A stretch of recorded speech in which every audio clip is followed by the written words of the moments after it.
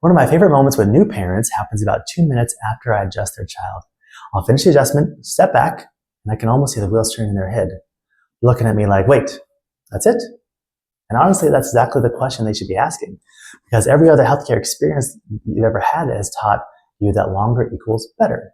Physical therapy is close to an hour. Occupational therapy, speech therapy, both long appointments. Long appointments must mean more is happening, right? So when your child's adjustment is over in less than 2 minutes, it almost feels too simple. But what if we've been measuring the wrong thing?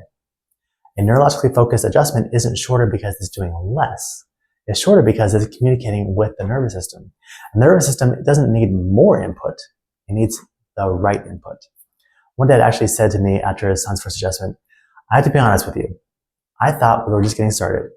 And I laughed and I told him, you're not the first person to say that, because we're not trying to tire the nervous system out. We're trying to communicate with it. Those are two very different goals. One of the most powerful examples of this didn't even happen inside of a chiropractic office. It happened inside of a level 4 NICU. There was a newborn who had experienced a traumatic birth and suffered an injury to the upper neck and brainstem. Because he was critically ill, he was connected to monitors measuring his heart rate, breathing, and oxygen levels in real time. After receiving many gentle neurologically focused adjustments, something incredible happened. His heart rate settled, his breathing became more organized, his oxygen levels improved. His entire body began to relax. Those monitors weren't measuring bones, they were measuring physiology. They were showing us what happens when the nervous system receives better information. The amazing part is that the same neurological process happens every day in my practice. Most children just aren't connected to the hospital monitors for us to watch it in real time. So now the obvious question becomes, if the adjustment isn't powerful because it's long, what exactly is it doing? And that's a great question. I think the easiest way to understand it is to think about walking into a dark room. What's the very first thing you do? You flip the light switch on. It takes less than a second, but you don't stand there holding the switch up for 5 minutes hoping the room gets brighter. You don't keep flipping it on and off because you think more is better. The power isn't in how long you touch the switch. The power is in setting the right signal. A neurologically focused adjustment works much the same way. Adjustment isn't powerful because of how long it lasts. It's powerful because it's the right signal delivered at the right place and the right time. Now, some of you are probably thinking, okay, I get the light switch analogy, but what signals are you actually sending? And that's my favorite part, my favorite question. Because if the adjustment isn't about spending more time on the table or pushing harder, then what exactly are we doing? The answer is that we're communicating with the nervous system. Every joint in the spine is surrounded by thousands of tiny neurological sensors called mechanoreceptors and proprioceptors. You don't have to remember those words, but here's what they do. Think of them as the body's motion detectors. Every second of every day, they're sending information to your brain about where your body is in space, how much you're moving, how much tension is present, and whether your brain's map of the body is actually accurate or not. When those joints stop moving the way they were designed to do, the quality of the information changes. This is what we call a subluxation. When we deliver a specific adjustment, we're waking up those neurological sensors and sending a cleaner signal to the brain. That information travels through the brainstem, the cerebellum, and higher brain centers that help regulate movement, attention, emotional regulation, social interaction, and many of the automatic functions that keep your child healthy. For years, scientists thought the cerebellum was simply responsible for movement and balance.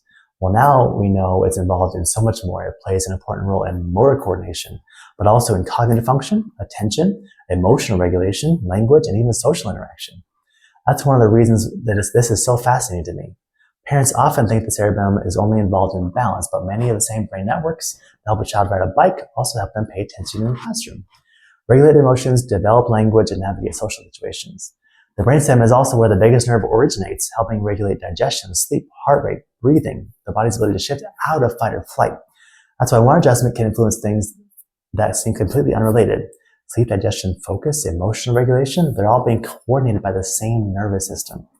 A study published on neuroplasticity demonstrated measurable changes in prefrontal cortex activity following chiropractic adjustments, supporting what we already have observed clinically for years. We're not forcing the body to change. We're giving the brain better information so the brain can make better decisions. Another question I hear all the time is, if it's affecting all of that, why is the adjustment different for every child? Because we're adjusting a nervous system, not following a one-size-fits-all technique. Every adjustment is customized to the child sitting in front of us. For some children whose nervous systems are already stuck in overdrive, a lighter, more gentle adjustment is exactly what their brain needs. The goal isn't to add more stimulation, it's to provide just enough input to help the nervous system begin calming down and reorganizing. Other children present very differently. Their nervous system isn't running too fast. It's exhausted. Instead of being stuck with their foot on the gas pedal, it's almost like the battery is running low. Those children often benefit from a stronger neurological input to help wake the nervous system up and improve communication between body and brain. Think about adjusting the volume on a speaker. If the music is already blaring, turning up louder isn't that helpful. But if it's barely audible, you may need to turn it up before you can hear it clearly. Our job isn't to use the same adjustment on every child. Our job is to deliver the right amount of neurological input for that child's nervous system. Precision always beats force, which leads to another question parents ask me.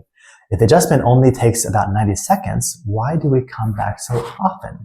Because brains don't change through one really long experience. Think about how children learn to walk, or learn to talk, or ride a bike. They don't master those skills during one marathon practice session.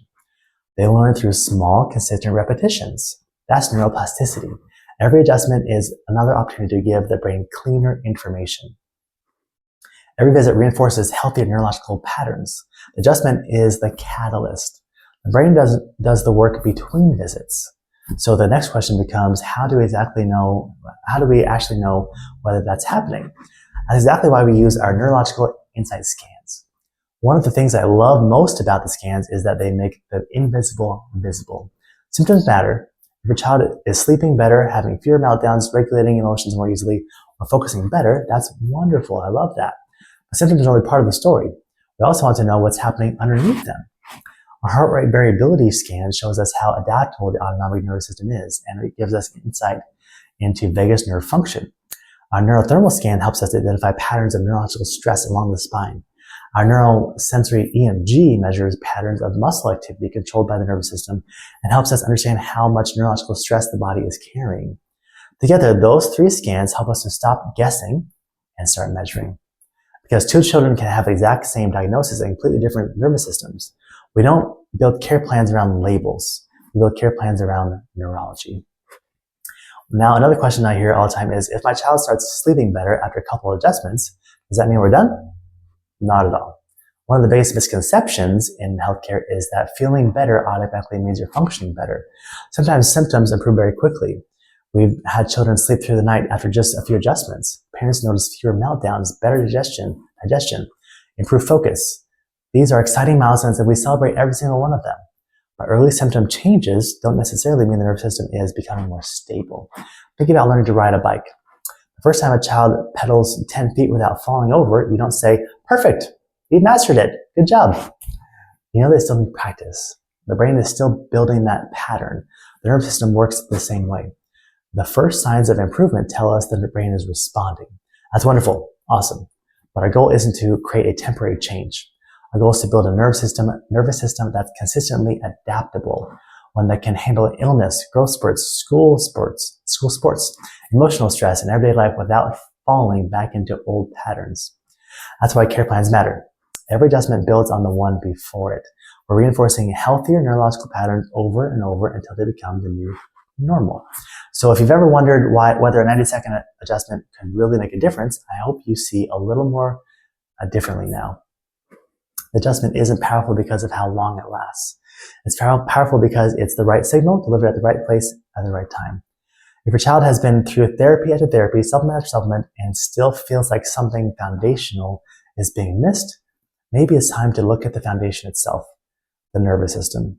Start by getting the child's neurological insight scans so you can understand how their nervous system is functioning and receive a personalized care plan based on their unique neurological needs.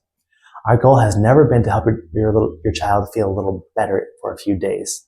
Our goal is to help them build a nervous system that's stable enough to adapt to life for years to come.